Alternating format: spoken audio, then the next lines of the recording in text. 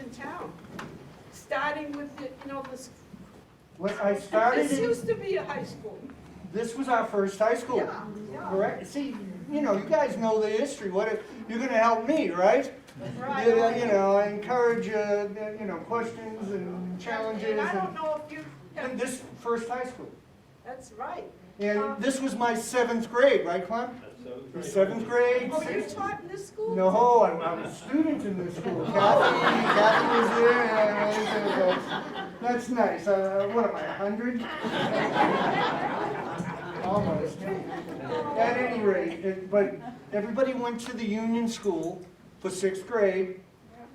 Then 7th grade here, and 8 through 12 down at the high school, or today's MSMS. Yep. As you probably all know, especially my classmates. Yep.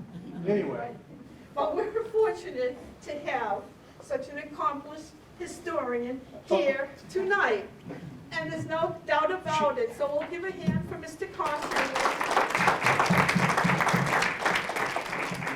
And thank you. No, thank you. Thank you for having me, putting up with me. I've been here since, 60? I'm not a townie like a lot of us might be here. We came in the early 60s, 63.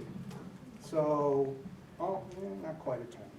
And then I grew up, I think, graduated from BHS in 69, UMass Amherst in 73, master's from Salem State, all in history, and taught for 40 years at the high school with that one terrible year in MSMS. No offense to any middle school folks out there.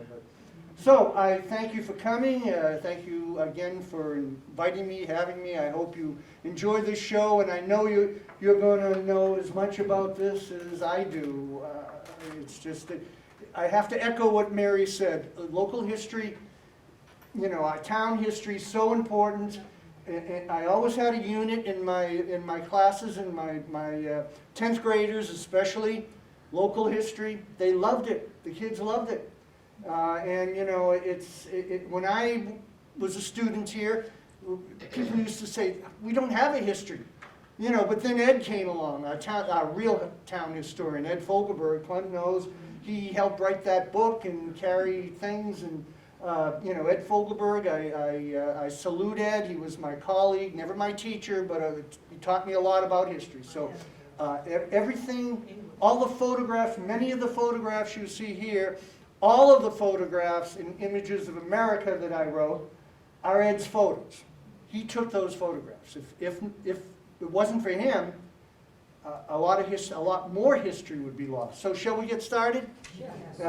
Let me know if you need some lights out, Rob. All lights out. Yeah, lights out. Lights out? Resources over there, that's good. Jeff? I think it would be better with the lights out. All right, you see the flag. It's in the back. And I always thought it was cool. I'm not sure, can everybody hear me? Yes. Okay, so, I don't use the microphone. I won't have to use the microphone. So tonight's talk is going to be about, actually I can do this, about our town before it was a town, a little bit about the incorporation of the town, which is a legal mechanism that creates however many towns we have in Massachusetts, but our history goes back a lot further than 1799. By the way, happy birthday, Burlington! It was the 28th, as you all know. We got another anniversary coming up, the town-wide party, March 18th, 1799. And we'll talk about that. So as you can see, our town seal features, we were part of Woburn as early as 1640, the Northwest Precinct, second parish in 1730, and our own town in 1732. I'm sorry, 1799. Okay, but before the town, there were settlers here as far back as the 1640s. Okay, in fact, the first child born in what is today Burlington was born in a house I will show you in 1640. All right, the Wynns, everybody knows the Wynns, the Wymans, the Skeltons. I mean, these are incredibly important names in our history. This house is long gone. It was built in the 1650s. You can see it's dilapidated, but it stood right where Center Street meets Wynn Street. Blankhorn's house, there's the Kerrigan Farmhouse, the Walker Annex. I think you probably know where I'm talking about. All right, I think everybody knows the Wymans. They were here. They were one of the first settlers. They came they founded Woburn. They signed the town charter in 1640. They were brothers, Francis and John. They owned over 1,000 acres of land in the area which is now Woburn and most of Burlington. And they were tanners and farmers. Everybody know what a tanner is. The Woburn tanners make leather, right? And this shows you some of the acreage that they accumulated down off the road. And this is what inspired the Wyman family. When they saw this photograph, circa 1900, I think. When they saw this photograph, they formed the association, the Wyman Association, because both John and Francis had double-digit children. I think one had 10, the other had 12, and there are over 1,000 Wyman descendants in the country today. And they always get together for a reunion, but they saw the dilapidated state of this, and they bought it from, I'm not sure the guy. Look at the creepy guy in the doorway. You see him? Yeah. I thought it was a woman for years, but it's a guy wearing jeans, farmer jeans. So over the years, it troubled history. We're lucky it's still standing. This was the red version. This is when, but in 1997, a tragedy occurred. Luckily, nobody was hurt or killed, but the house went up. It went up in flames because of a space heater that caught curtains, and the young family living there, which were Wyman descendants, were able to get out. And this is where we learned a dirty little secret. Not a dirty little secret, but everybody thinks this is the oldest house standing in Burlington. Say no. No. No. We always thought it was 1666 it was built, but not this version.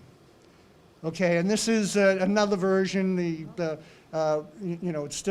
was after the fire, but after the fire, architectural historians went in, like John Goff, who did our historical preservation study in 1999, and he determined that this was probably mid-Georgian, built in 1730 or so, on the footprint of the original 1666 house. So it's certainly, it needs help. The interior is still all charred.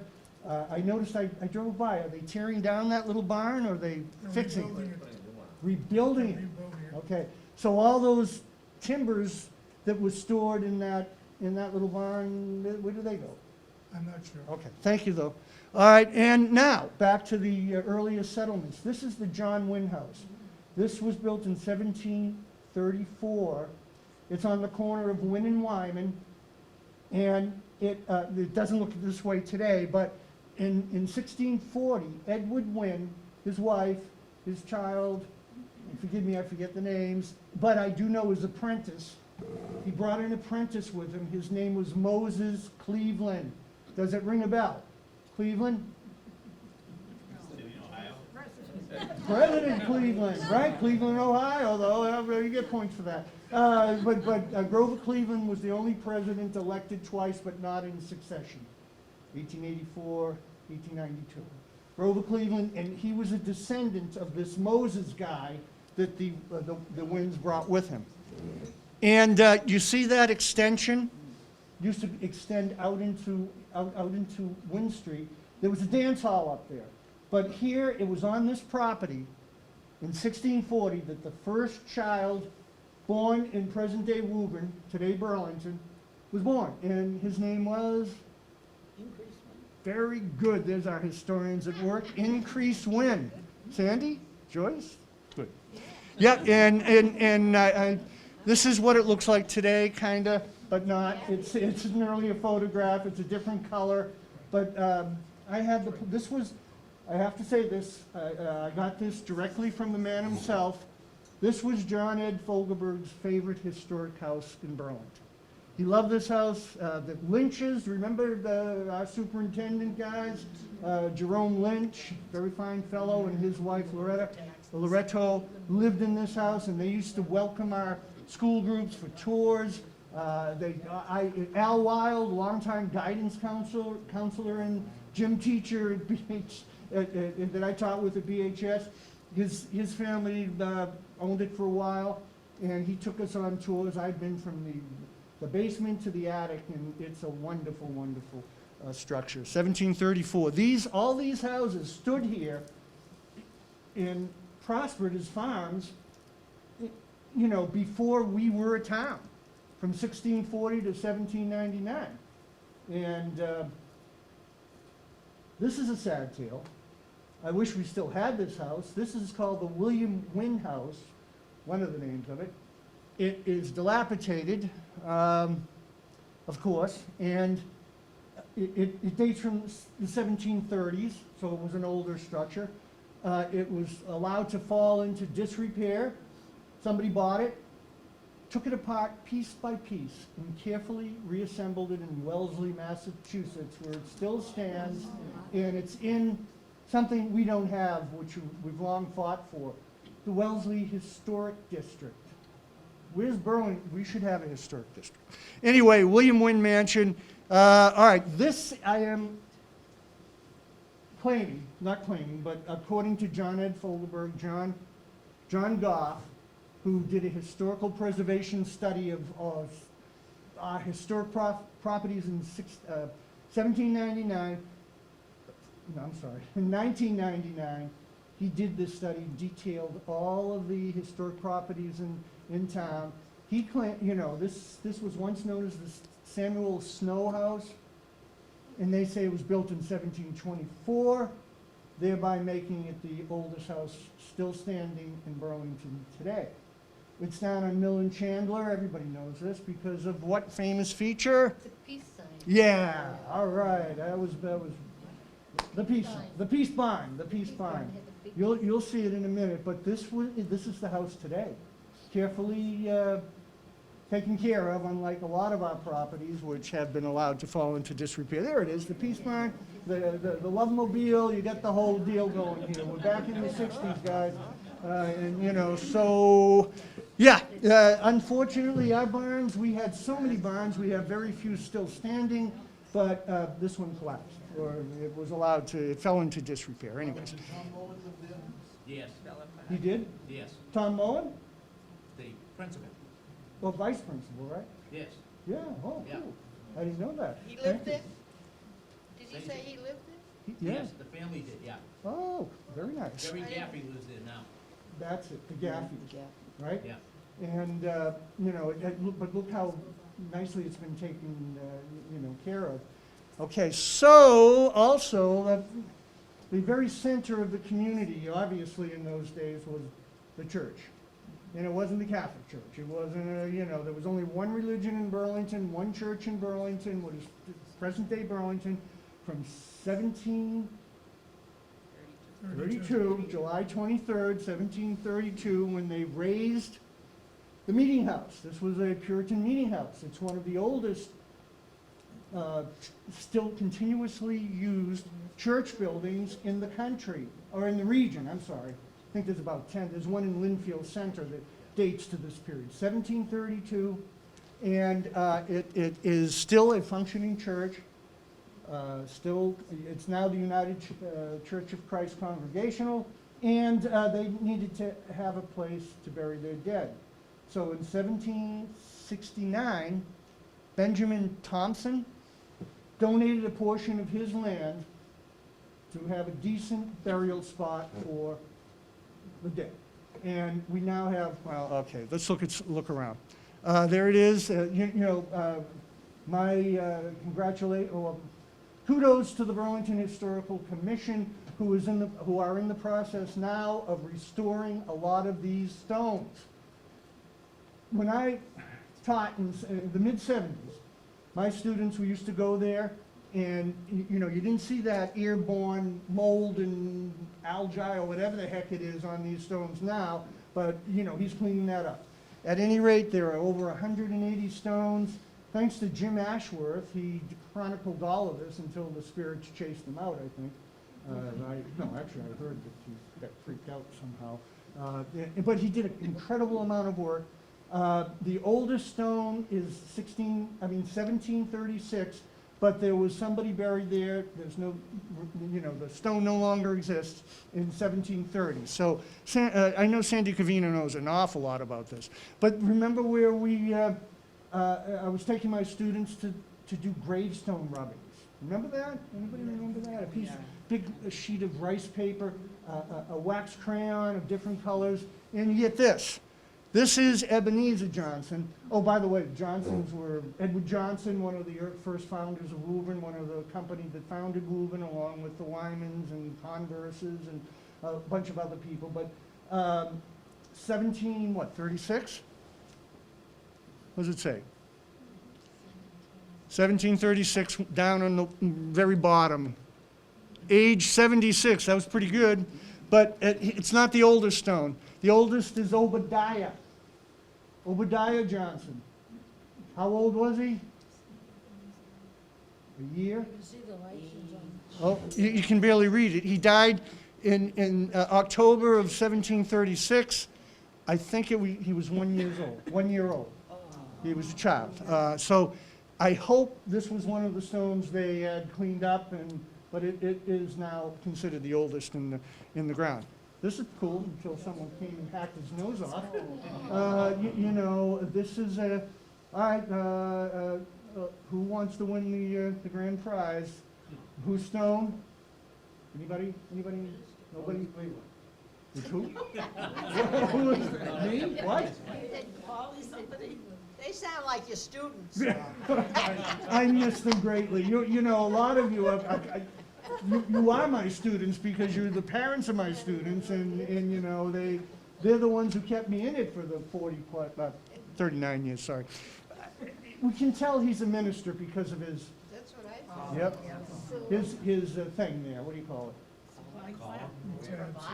Not Supply. Supply was our first minister to that church. No, Sewell's down in Pine Haven. Yes, Thomas Jones, correct. Yes, Mr. Trudeau is correct. Thomas Jones, minister of that church and second minister, and he married the very famous Abigail Jones. Abigail Wiswall then, but we'll get more on her later. But I don't know what happened to his nose. Also the wig, you see his wig? Why does he look so angry? He looks angry. The Puritans were angry.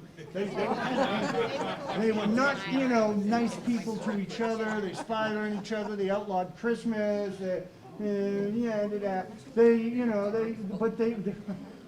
lived in a theocracy. We lived in a church-run government up until the Enlightenment in the late 1700s. Excuse me. Okay. But at any rate, he does look angry. That's I don't know who vandalized this, but somebody did, right? I mean, you have to have a nose. And, Nathaniel Lamson was an itinerant stone cutter. They think he might have done it, but maybe not. There were others who did it. You know more than I. This is the gravestone rubbing I did with my students in '76. It is the stone of the first minister called to our parish. The Woburn second parish, and his name was Supply Clapp. He was a sickly man, died very early, and Supply Clapp. I love the names: increase, supply, multiply.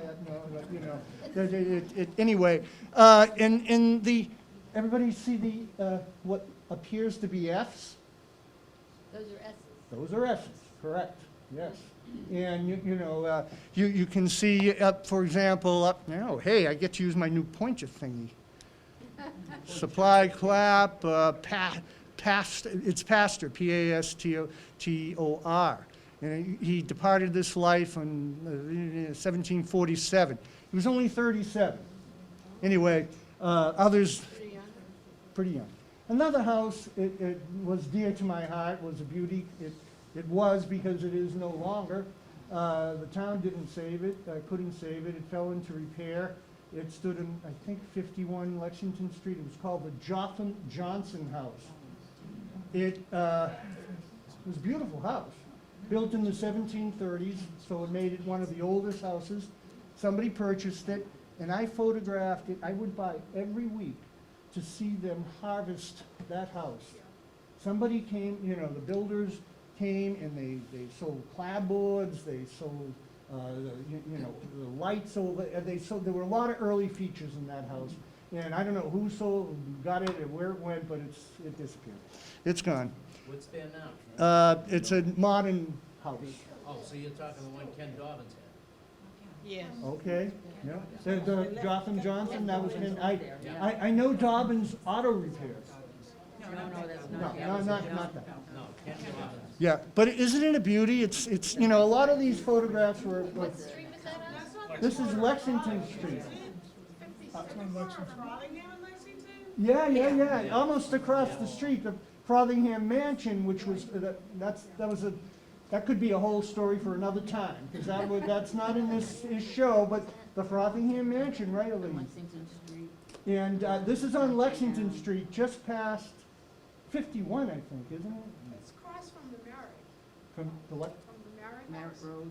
It was Yeah, number no, it's on the right-hand side going down. it's number 56. It's just past Old Colony. Yep.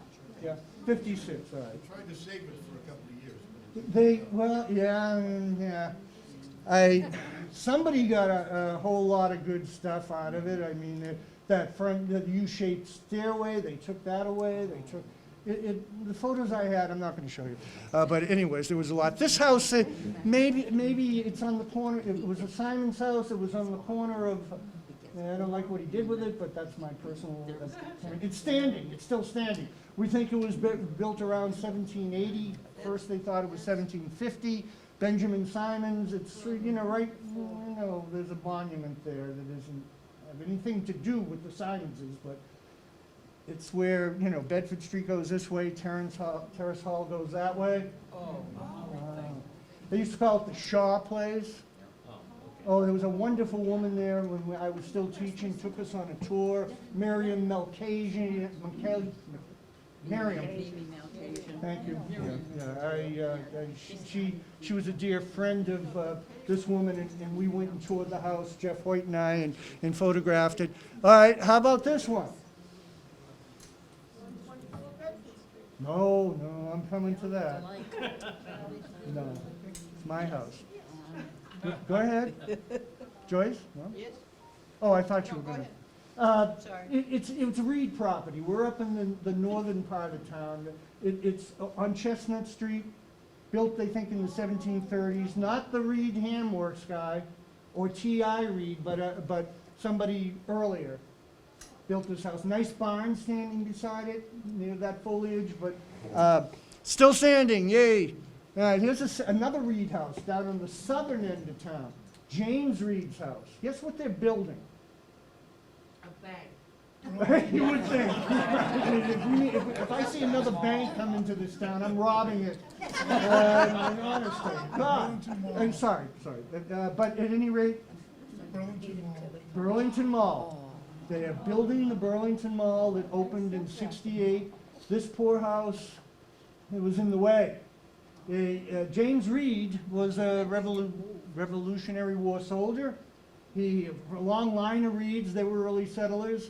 It was built probably in the 1730s. They moved it to Blanchard Road, and it fell neglected, and fire. Fire was our mortal enemy. Took so much history from Burlington, as I think we all know, but sad tale. But, wait a minute, just one last thing about the James Reed house. They say, I think it's fact, it's written about by our town historians. John Fogelberg learned from Lotta Rice Dunham who learned from Samuel Sewall, and they all worked together in writing histories, and they say that the first prisoners of the American Revolution were housed on Reed's property in 1775 after the Battle of Lexington. And also, they say that the two famous patriots who visited this area on the night of April 19th stopped here for a brief time, but then went on to another famous house that burned down. So, okay, Reed House, this hurts. We lost this in 2018, Deacon Jonathan Simon's house. I notice now they're building another monster on the, they took it apart bit by bit. Not even bit by bit, they just raised it, I think. Historical Commission worked hard to try to save it, could not save it. This is the way, it's a lousy photograph. But this, 20 years ago, this was a beautiful, beautiful house with a lot of interior features still intact. I know people who live there, our teacher Priscilla Kilgore, Kathy Horton, who's not living, who's not with me here tonight. Kathy's well and fine. She's, with us. But she rented in this beautiful house. But it fell into disrepair in 20 years. Town couldn't save it. Commission tried, and then it was condemned. Yeah. And look at the sad. But this was a Deacon Jonathan, what did I say? Help me? No? Deacon Jonathan will do for now, because it just went right out of my head, and I just said it. Deacon Jonathan Simons. Yeah, okay, I got that right. And he was a deacon of the church, and he was also one of the first elected town leaders in 1799. Sorry for the, okay. What street was that one on? I'm sorry? That's on Lexington? Yeah, it was, 121 Lexington. I'm sorry. It's almost down to the mall. Almost down to the mall, in the Long Brook area of Burlington. I love the place names that we had. By the way, the church was on Forestfield Hill. This is part of Forestfield Hill, isn't it? Although the highest point in Burlington's over on, it's over in the freeway. No, not the Nike site. According to, what sources maybe the Nike site. Okay, this was Ishmael. Call me Ishmael.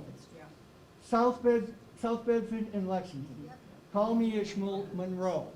This is an Italianate mid-19th century version of a house that was owned by Reeds, and they say it dates to the 1730s, but you can't find that section anymore. It's all been redone. But Ishmael Monroe was a Revolutionary War soldier. There's 22 buried in you'll see the flags that the commission always puts up, or the town does, various holidays. But he was one of 22, Ishmael Monroe. And you wouldn't recognize this as a 1730s structure. Now we're on the east side of town. It's Wynn Street, almost on the Wynn in Burlington. Is it Burlington Street? It used to be the Kendall place. It was owned by Wynn's later. There's a big barn beside it, a beautiful barn beside it. All of that jazz in the front, that was add-ons, this piece. Take away this, take away that, and you get a mid-Georgian. And it's been meticulously cared for, I think. Where is that? This is down Mountain Road, off of Mountain Road. I think the first left, Wyman Street. What is it? Oh, it's on Wyman Street? Wyman, thank you, Mark, and others. Yes, Wyman Street, yes. There was, and it was once a Wynn property, because that area was called Windmere. There we go. We got some locals here. Yes, Windmere. Guess what? This was also the place where the famous copper mine explosion took place in the 1730s. Did anyone know we had a copper mine? No. Oh, we thought we did. Ed wrote about it. It's in his book. 1730s. Some guys were supposedly mining for copper, and they blew themselves up. Not all of themselves, but pieces of themselves. They survived. I think a couple of guys lost hands and things like that, but I don't think it was copper there. I don't know. It might have been copper. Yeah, here are farming folks. Well, all right, what are they growing or harvesting or reading? Cannabis, yes. No, it's not cannabis. No, not cannabis. It could have been cannabis. The what? Not hemp. Skeletons. That's the skeletons. The guy in the far left is the field boss. One of the skeletons. Now we're up on the Francis Wyman Road area where they had their farms. The skeletons were very, very early. 1630s they were here in Woburn, 40s, I'm sorry. Early settlers. There's several houses still standing with Paul Ganley and his family on the Horace Skelton house. Bradford's house is still standing. The gold miner in 1849. Cool stuff. Now, those are tomato plants. Oh, I thought you saw tomatoes, but I didn't want to say that. Well, no, try it. The tomato plants. I bet they were growing cannabis, though. I don't know why not. It's been around for thousands of years. Good medicine. Anyway, I love the outfits. Remember, we were a farming community for what? Pigs. Yeah, lots of pigs, yes. We'll get to the piggies. Piggeries, we were truck farming, piggery, well, the Reed Ham Works was world renowned. We'll get to look at that in a minute, but, or two, if I don't, somebody give me the hook at the time, I could go on. What do you have I don't want to put myself to sleep way past my bedtime. But I love the photograph, and it was chosen to be the cover of the Images of America book by the editors. So they liked it. But look at the guy's mushed-in face. I think it was a glass negative, maybe.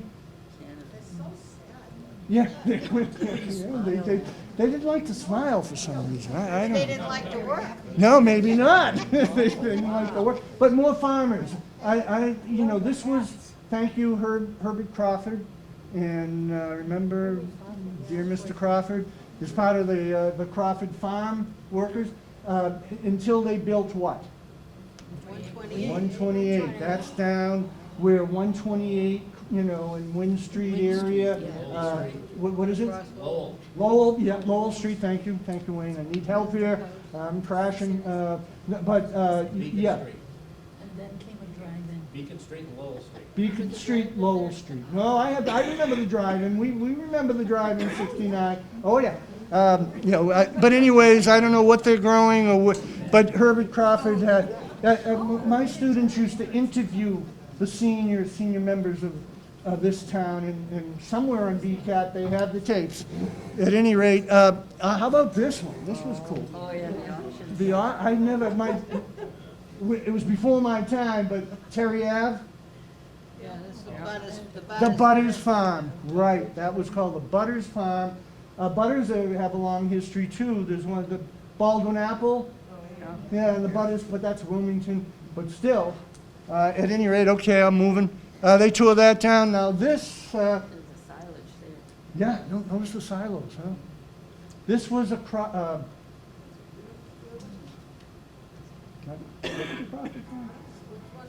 This was where St. Margaret's is. Oh, the Walker Walker Farm. Thank you. I needed that help. Walker Farm. Long gone. I mean, it was, raised, but there's some outbuilding. Didn't the society used to meet up there? Yes, we did. Yeah, That's and- up in and- the, Yeah, one of the barns. the parish center there. The parish center, yeah, I remember that. And beautiful, there was the walkers, there were a lot of walkers. They were very early settlers, and they were town fathers. It was John Walker who helped make the final push to create the town of Burlington along with the Winds. But no, take a look at the silo, huh? Yeah.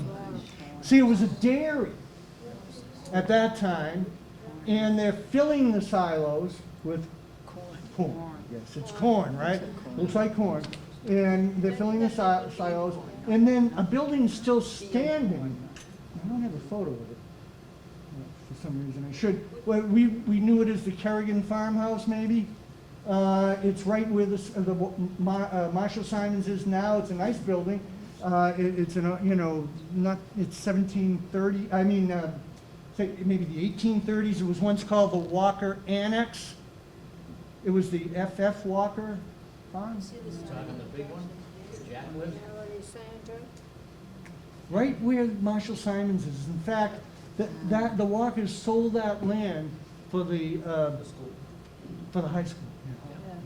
So that house St. Margaret's. next to it, that's still standing? Yes. Is that part of their, That was a Walker farm, right, Ali? do you remember when they used to have that birdhouse in the yard that was built as an exact replica of the house itself? Yeah, yeah. Yes, isn't that good eye, right? Still I do remember that. Is it Still, there? I don't know, is it still there? It's not there, right? Anyway, still Oh, it was much. stolen. Joyce says it was stolen. Stolen? Okay, well, it was stolen. It was stolen. Yeah, it's a cold case we gotta pursue here. At any rate, Maybe it's. somebody's restoring it, and they're Yeah, gonna bring it back. you're gonna bring it back. I like that kind of thinking. We need more of that positive kind of thinking. Okay, that's, all right, moving on. But I love these photos. See, that's where you guys met once. I don't know the history of those barns. They look like part of the outbuildings of But the. that was after they built the educational building for the church. Yeah. Of course, the church is built on that. Right, on that farm, yeah. But those, that look like they might have aged. This one, this should be back with that nice house on, in the Windmere section. That's a nice barn that belonged to that house, sorry. This is close to home, my home. Daniel McIntyre's farm at one point in time. Jerry's house. Poor Jerry's house, the Poor Farm. This Jerry Cementori, a local character, barber shop guy. I used to have my hair cut a million years ago with him when it was a different color. But at any rate, Pine Cemetery. say that? Yeah, that's my hometown. That's where I live, right across from it. I haven't got there yet, but anyways, it was the Poor Farm. By law, towns had to provide for the indigenous in their towns, unlike all the homeless problems. Our population didn't grow until the mid-'70s, right? I mean, when we were founded, it was, they think, about 534 people. Now we're, what, 25,000 or less? But now it's the cemetery. Wait, the Poor Farm, so Yeah. how many people lived in the barn? The barn's still there, it's the chapel. They tore the house down and built the sisters, the Cementor sisters, the new house. Yes, the house, I yeah. think that's visible in your shot. Yeah, it is. I think it is too. Why is the house still there, though? I thought, They had to tone it down. oh, well, I'm telling you, they did it in a day. It was gone in a day. How many people lived in the farm? I don't know much. Well, they worked in the farm. I mean, this is a later building. I don't, in the 1750s, Daniel McIntyre had a farmhouse here. Then it wasn't until the late 1800s it was used as a poor farm. As the poor farm. But I used to go sledding here. Not big whoops, but at any rate, look, it's our lovely town seal. At a closer look. That is depicting one of the better versions of one of the most historical houses we had in town that we've lost, the so-called Sewell House. All right. So I bought this from the Society for the Preservation of New England Antiquities. Now it's called Historic New England. And itinerant photographers used to come around, and we have a lot of photographs, well, not a lot, but look for that on eBay. But this is a lovely view of the Sewell House, built in 1732 by Johnson, who donated the land. I said Thompson before, but who donated the land for the burial ground up on Forest Field Hill. This was considered a mansion in its day. This is a cool bit of info, right? I forget who found it. Was it Mary Elizabeth Bennett Lowther? It was. Who found this, and it was all ripped up. You can see how it's ripped up. It was behind a picture in the museum. That, as well as the document? The picture, yeah. Yeah, because you found two important things. Yeah. You found the I think so. 1716 document, but it was ripped up. And the first president of the Historical Society, I think she was the first president. Pauline. No, Mary Elizabeth Bennett Oh, Lowther. Lothar. Oh, you mean Lothar. Oh, Lothar, yeah, yeah, sorry, yeah. I She said was, Lowther. she was, yeah. Lothar, It's a she, generation thing.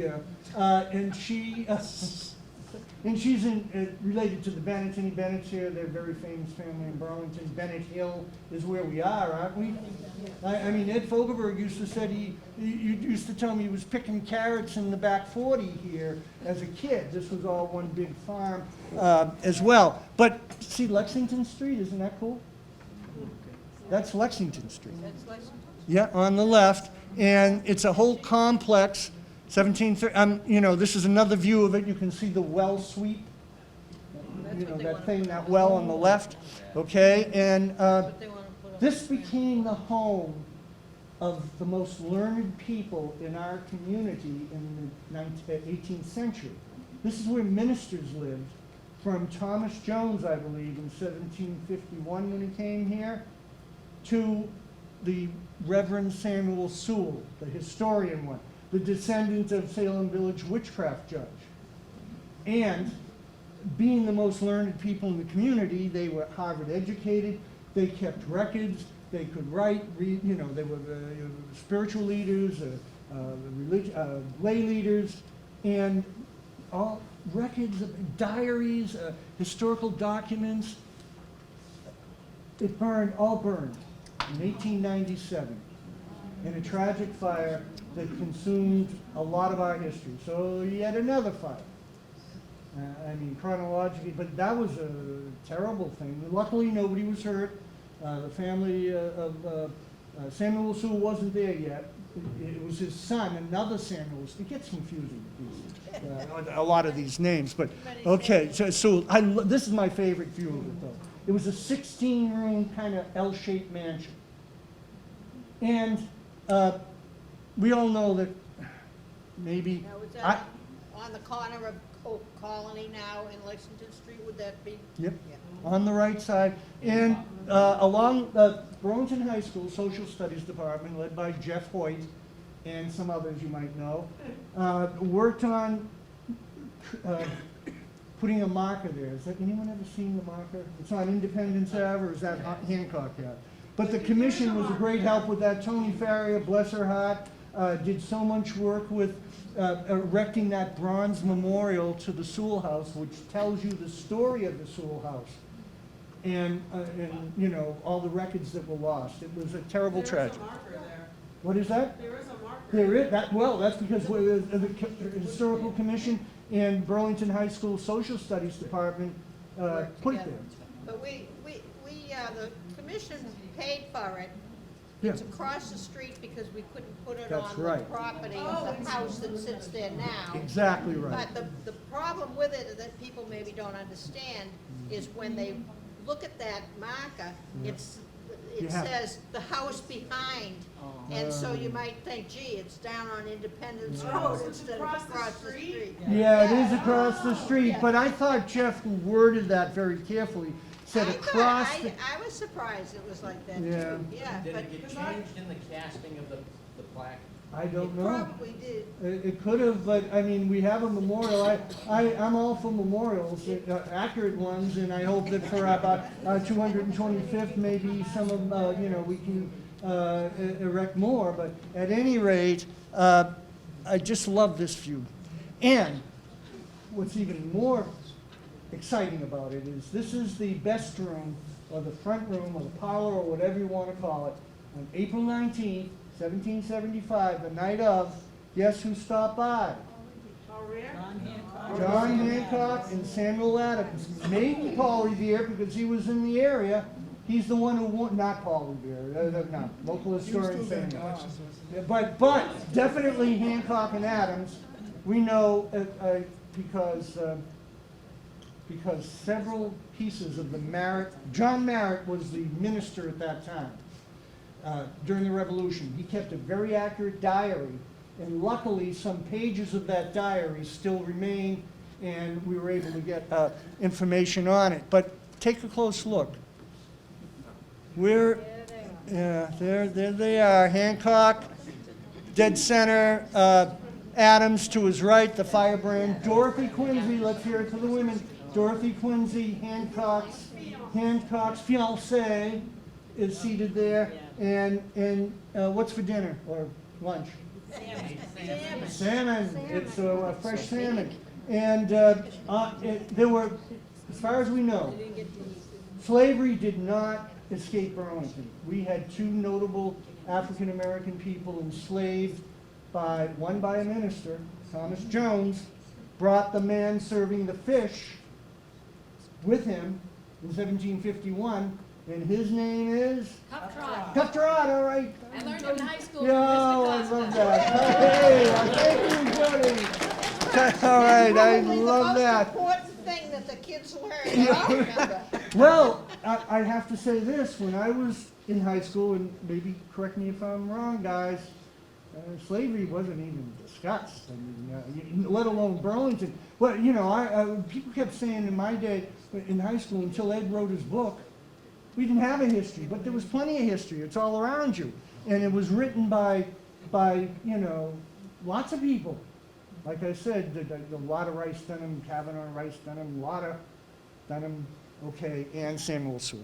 But notice there was a photo of the ancestor, Samuel Sewell, the so-called witchcraft judge, but he was cool. He was not, he condemned what was going on, stepped down, and after 24 people were innocently executed or died, he had an annual day of penance or remembrance for them. But he was the Diary of Samuel Sewell. It's interesting reading from the 17th century. But there's Cuff. This is John Merritt, the minister, and standing in the doorway is a woman I had referenced earlier, Abigail Jones. She was a widow at this time of Thomas Jones, the minister who predeceased her, and she lived to 92. She'll be back. But I love the artwork here, or the colors. Where is it? This is in the It's museum. in the museum. It's one of the One four. of the murals that are It's in one the of the front part murals the done museum. by professional artists. Let's bring them back. Let's have them do something for the anniversary. Don Gorvette and Jeff Weaver. And we know those guys, and now they're successful, at least Don Gorvette, very successful, artist working. I tracked him when he was in Newburyport, and he was down in Portsmouth, and he does some great work. But One of them's got a place up in Portsmouth, New Hampshire, Yep. because we went by it and Yep. saw it. that's Don Gorvette. Yep. And Yeah, his yeah. brother's up in Maine, up at The Marginal Way. Oh, the brother? Marginal Way. Oh, okay. He's got a studio on the second story. Is this a Gorvette or a Weaver? Go back. Gorvette. Yeah, he was class of '68, by the way. But another one of our successes. You can barely read this, but I hope they worked on fixing it. It's Cuff. That's not his African name. It was a name given to him by the owners of him, and he was Cuff Trot. T-R-O-T. He was highly respected. He helped Adams and Hancock escape. They never ate that fish. They never ate that fish. That dinner that Abigail Jones had served and Cuff had served, somebody came running up, British coming, they're after you still, get to leave. So they ended up in a farmhouse, Amos Wyman's farmhouse. It's long gone, but there's a cellar hole there. Isn't there a marker also? And there's a marker that was stolen. I don't know if it came back. It was a bronze marker. They pried that off for the bronze. It was replaced. It was replaced, good. You gotta work hard to get there. You gotta follow the Gun Club Road. There's no parking anymore, because I used to park on, you know how Middlesex Turnpike used to, the old Middlesex Turnpike it was almost at the old boundary marker. and you walked up in the woods, and they did an archaeological dig there in the 70s and published You it. can still get there from Middlesex Turnpike. Oh, you can? Yeah. Oh, okay. Hey, you- First building after the multiple a lot of buildings. multiple. Oh, Well, okay. actually, it was, I think, United Shoe Machinery or something like that, originally when it was built. It's almost across from Mida, right? Down a little way on Down a the little, straightaway, you make okay. the curve, and Martin then is, you yeah. get up, and you go up on the second level behind the buildings, and it's a short walk, like the length of Cool. this building. Okay, you know all, yeah. It's in my All right. backyard. All right, this was a man I had referenced earlier, the Reverend Samuel Sewell. Okay, he wasn't our Reverend, No. right? He wasn't our Reverend. Yes, it was. He was, of course. Yes, Sewell Hall. Thank you for being here. I appreciate that, but he was also a historian. He wrote the first history of Woburn. It's published, you can find it in the libraries. 1868, he passed away, and he never, he kept records. He lived in the Sewell House, and his descendants lived in the Sewell House until it burned. But that's why it's the Sewell House. But because of the connections with Hancock Adams, with our history. All right, now, why are you there? Oh, you're not supposed to be there. Okay, it's a little out of sequence, but in I know why it's there. Before 1794, since we care so much about education in this state, the town built 4 or 5 one-room schoolhouses. This is one of them, built in 1794, now a private home. Recognize it? Is that across from St. Malachy's? No? That's west, that's a west school, there's one there though. 62. 62 Wilmington Road, it's Yeah. almost, yep, Chestnut, Wilmington Road. And it's almost in the middle of on the road, it's really on the road.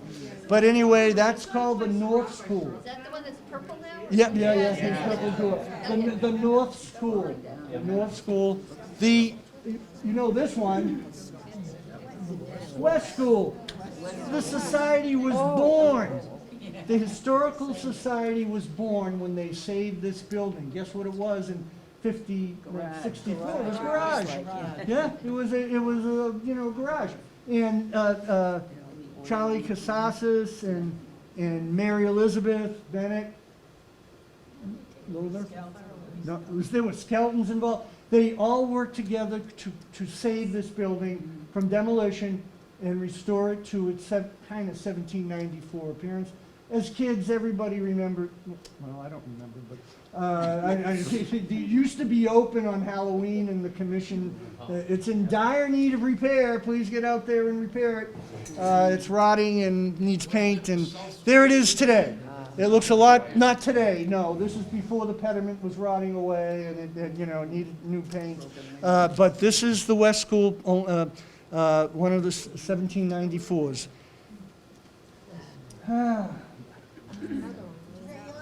No, yeah. Burlington Road again? That was the one on Mountain Road, right? Mountain Road, look what's looming in the background. Wow. This was the Development. east, a massive house. This was the east school Yeah. before it got torn down to make room for the massive house. Mountain Road, right? It was up on the right as you're going up Mountain Road, which has a lot of history to it. And last one, which one haven't I on the compass? South School, right? This was down where the mall is. It burned. And I love the kids. Look at them all, and the teachers. This is the South School. I think it was moved too, wasn't it? Moved and then it On burned. Mahler Road, right, wasn't it? Yeah, or was that? Some- Where Someplace. Burlington Dodge used to be? Across the street, No, on the other side of 128. no. I had it down Well, that's by where it was somewhere in the mall, Longbrook here, Longbrook, but again, we have 2 left. One's a private home, one's a museum. So 2 out of 4, 1 out of 2. All right, look at some. This is history in plain sight. This is one of the many versions of the meeting house. This was an 1880s version when they had a bell tower, and I love the stonework. Notice the stone walls.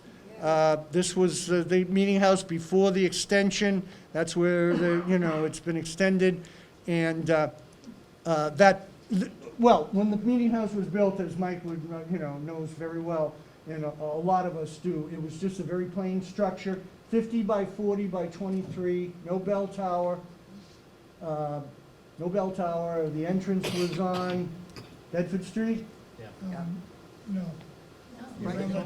It was on Lexington Street, okay, the pulpit. The Georgian building was on the south side. Thank you. Okay, built in, yep, Georgian, early Georgian, but it's, again, it's been saved. This is it today, or kind of today. Wayne knows, he was a church historian. I remember him ringing the bell and his dad ringing the bell. But, yeah. And, okay, this is it in the 1840s when they added 10 feet. No, please. 12? Who's counting? Yeah. I'm happy for the help. I honestly am. Because I'm about ready to fall keel over here. I haven't done this in a long time, and I love it. But at any rate, where am I? Yeah, this was it was pretending to be Greek revival or some darn thing. What's on top there? It's a steeple. Yeah, that's gone. It's not the bell tower, and the porticos here, and the this was an extension. Notice, I think it's the parsonage, but not the Sewell House. And that's a view of it today. Can they ring a bell? We can still. You can ring the bell? Yeah. Rope's still good? Yeah, all right, but this was a very important structure that didn't burn, that, again, it served the community in a lot. Oh my, it's the Reverend Mary. Do we know this guy? It's the Reverend Mary come back to haunt us, something, I don't know. Yeah, there he is, all right, that's him. I'm sorry for the quality here, that's a little better. Yeah, but I love that. And this is his stone, not Michael Stone. I'm sorry, he's still with us. But if you look at John Marriott Stone, another one of our rubbings, not so good one, but at any rate, you've had programs on gravestone experts and so forth. I'd like to come back and show you some of the rubbings that we did back in the 70s, which I don't think you can do now. I always told my students, don't ever try that. You're not allowed to. Not allowed to.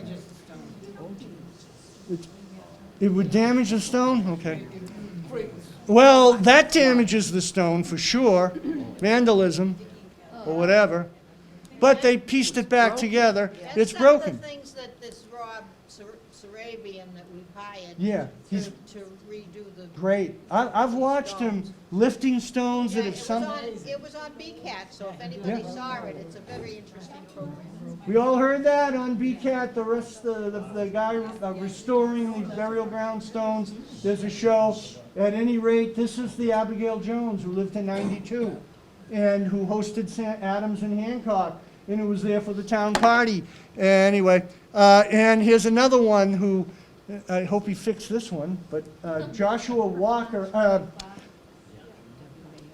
Joshua Walker was the commander of the company that went to Lexington and Concord in 1775. They got there after the battle, but and I think Sylvanus Wood got there before. He has some account, and then they later went on to fight in other places like the Bloody Angle and other places in Massachusetts and during the war. But the Walkers were a long-time family. Died on my birthday.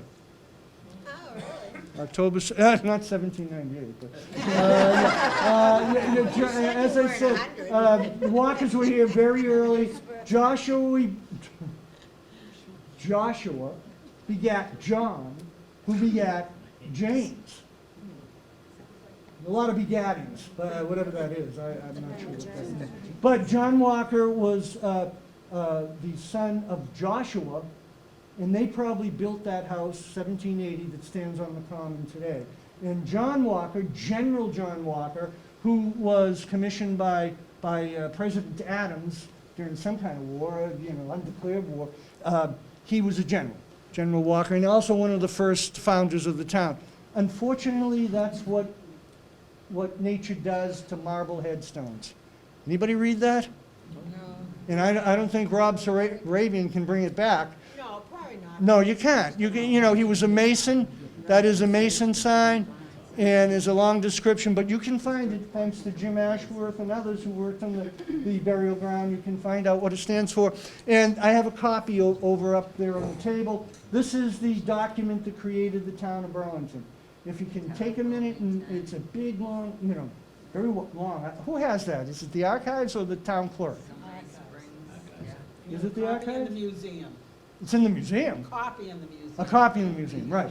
But I mean, they used the pigskin or whatever it was, parchment, not parchment, but a rag paper, and it's very long. And I love the way act to set off the town of Woburn and the county of Middlesex to incorporate it as the town by the name of Burlington. Nobody knows where that name came from. Ed couldn't find it, Dunham couldn't find it, probably burned up in one of the, in the Samuel Sewell house, or perhaps another fire coming up I'll tell you about, that housed all kinds of records. But at any rate, I love the way they marked this, a stake. Town of Wilmington at a stake, southernly part, and they go on to say another stake, or if you read it, they have an oak tree, or a stone. It marked the boundaries in those days of the properties. But take a look if you can. Timothy Wynn's name is mentioned. Timothy Wynn's pasture, is it? What is it? Corner. Anyway, it goes on and on and on, signed by, all right, new town of Burlington, let's hear it. This is Main Street. This is where they're going to have the big party. Big party's coming, March 18th, 1799. What you see there, and I was just told by one of our local historians, that's the Wood Tavern. And this was also, Mike, a telephone exchange? Telephone exchange, yeah. And, you know, but this is, it was called then Main Street. What's it called today? Center Street. That's, you know, and the houses are long gone. The commons on the right.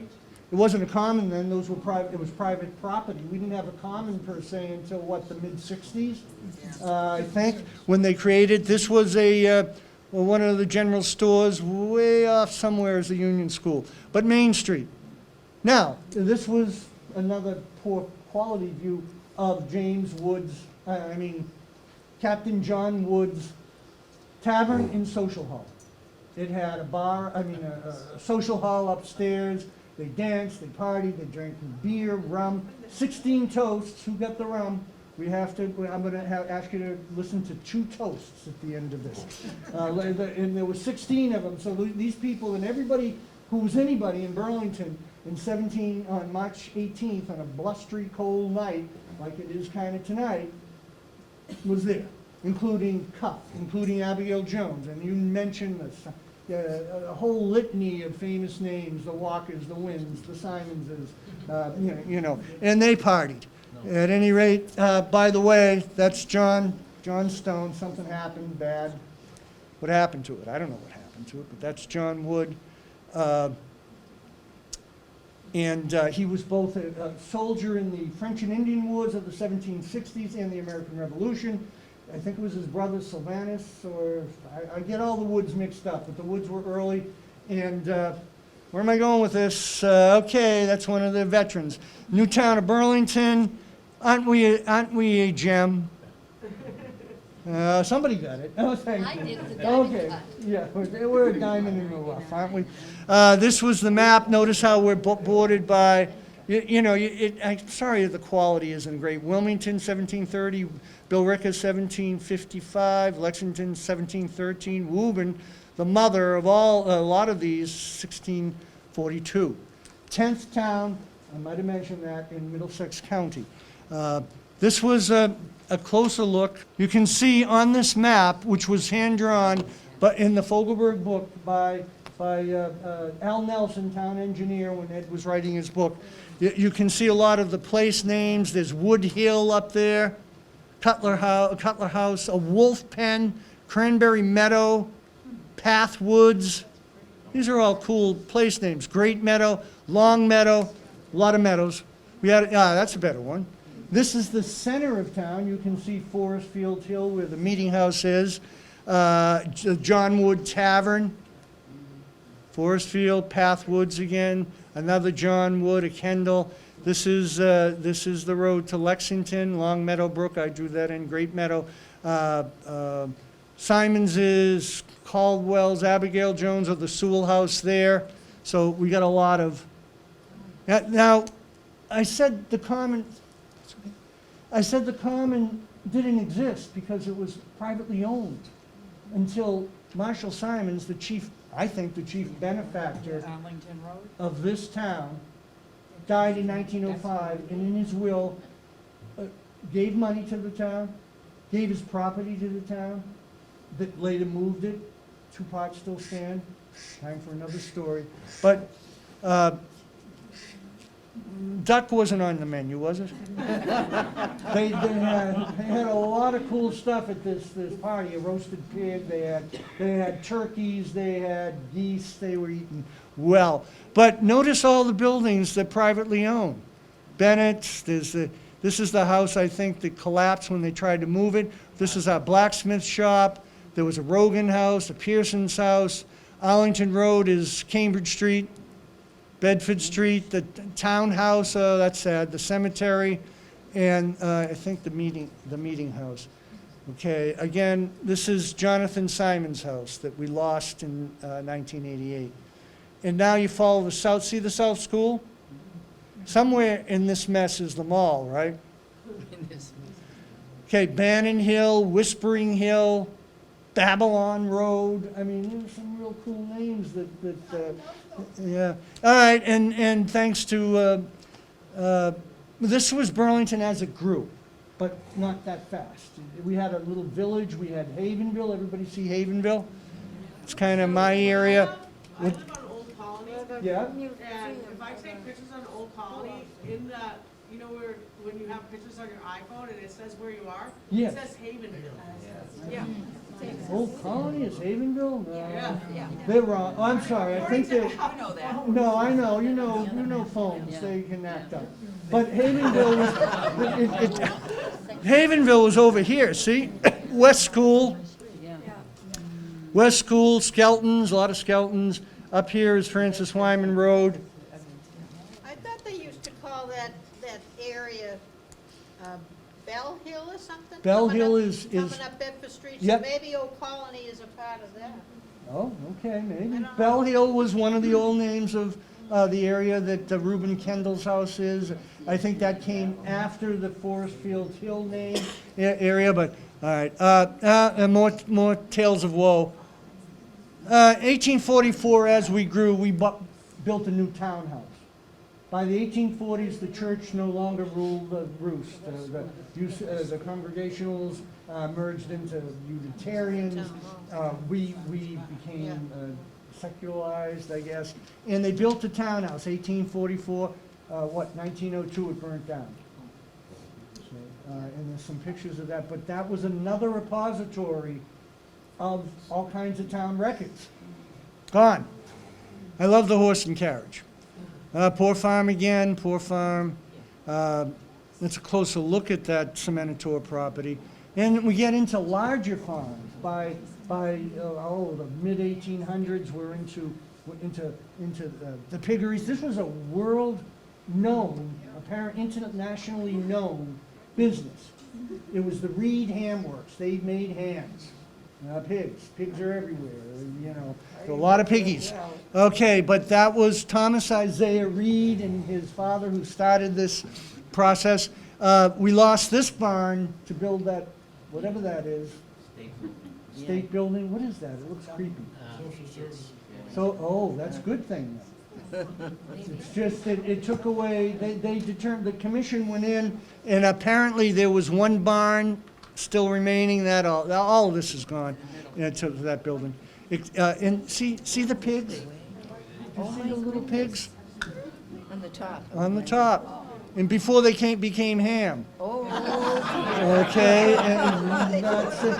'Cause they used to parade these poor critters around to sell their hams, and then they became that. oh my goodness.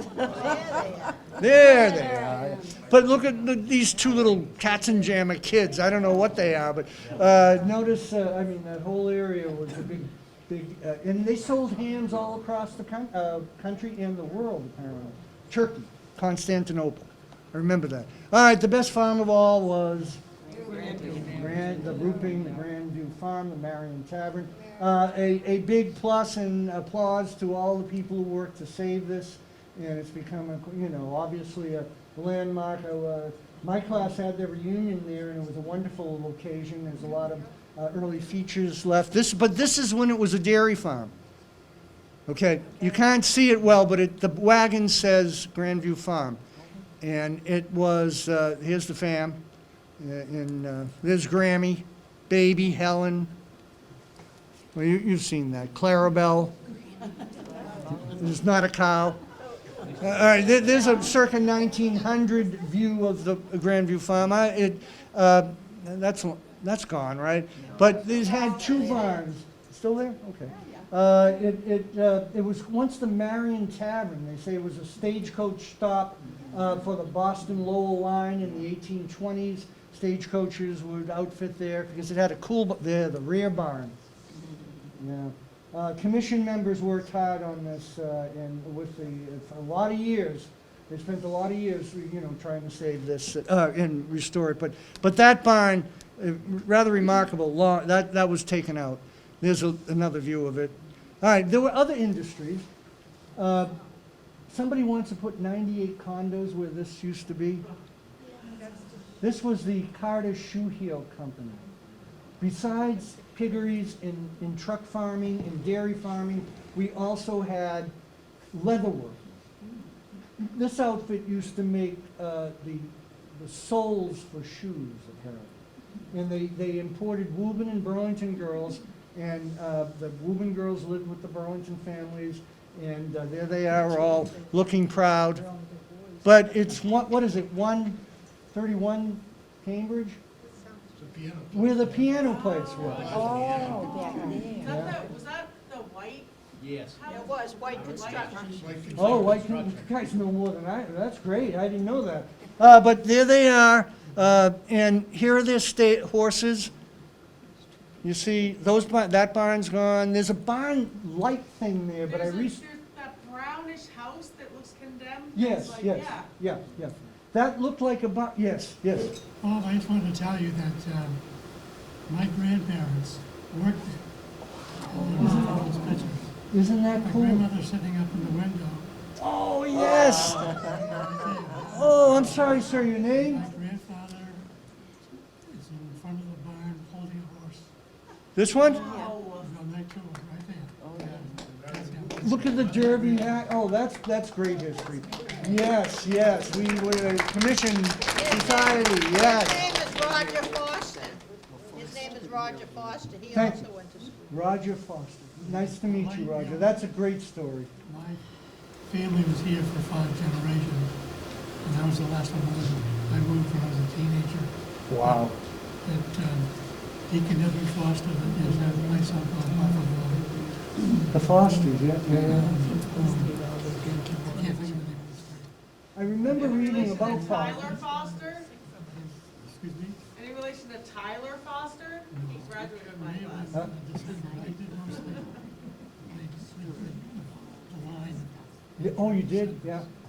but he was, Oh, isn't that a wonderful story? his father was the one that got shot in the head by I think they worked here from the 1880s. This was an outfit from the 1880s, early 1900s. Well, they were married in 1799 when they both worked there. Relation to the Fosters, I'm Francis Wyman. There were a lot of Fosters around A at that lot of fun. That's the museum. Yeah. Oh, I see. Yeah, museum, I believe there. And again, What's that building behind that? I don't know, maybe that, I don't know. I'd have to, there's a much better quality view of that in the archives. But we also had the Shoe Heel Company. And we also had iron workers. This was the Solomon Trell blacksmith shop, which is where that rusty the dog is. The sculpture. Oh, I see, The yeah. Rusty dog. I call him Rusty.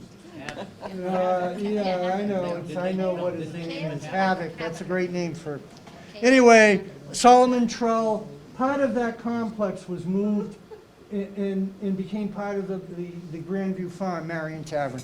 But that's the blacksmith shop, Bedford Street, Center Street, going down the hill. And how many have the 175th commemorative coin? I do. You do. Oh, good. I cheaped out and got bronze, but I bet you guys have gold and silver.